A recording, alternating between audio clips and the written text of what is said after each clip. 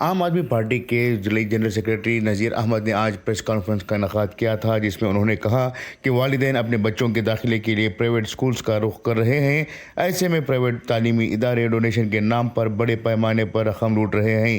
ہر سال پرائیویٹ تعلیمی ادارے اپنی فیس اور ڈونیشن میں بے تحاشا اضافہ کر رہے ہیں، جس سے والدین پر حد سے زیادہ بوجھ پڑ رہا ہے۔ اس وجہ سے محکمہ تعلیم عامہ پرائیویٹ تعلیمی اداروں کے ضوابط پر عوامی طور پر جاری کرے۔ اس بات کا مطالبہ عام آدمی پارٹی کے ضلعی جنرل سیکرٹری نذیر احمد نے کیا ہے۔ انہوں نے آج پریس کانفرنس میں کہا کہ ہر سال پرائیویٹ تعلیمی ادارے اپنی فیس میں 15% اضافہ کرنے کی سفارش کر رہے ہیں، جس سے مڈل کلاس اور غریب طلبہ پر بوجھ پڑے گا۔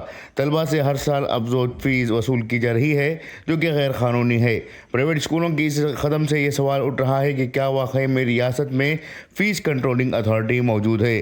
مزید انہوں نے کہا کہ دہلی کی عام آدمی پارٹی نے پرائیویٹ اسکولوں پر سخت قوانین نافذ کیے ہیں، جس کی وجہ سے وہاں پر فیس کا مسئلہ نہیں ہے، لیکن کرناٹک میں پرائیویٹ اسکولز کی فیس پر ریاستی حکومت کا کوئی کنٹرول نہیں ہے۔ کرناٹک ہائی کورٹ نے اس معاملے پر ریاستی حکومت سے صحیح طریقے سے اپنے دلائل پیش نہیں کیے تھے۔ عام آدمی پارٹی نے مطالبہ کیا ہے کہ حکومت فوری طور پر پرائیویٹ اسکولز کی اس دھندے پر روک لگانے کے لیے پیش رفت کرے۔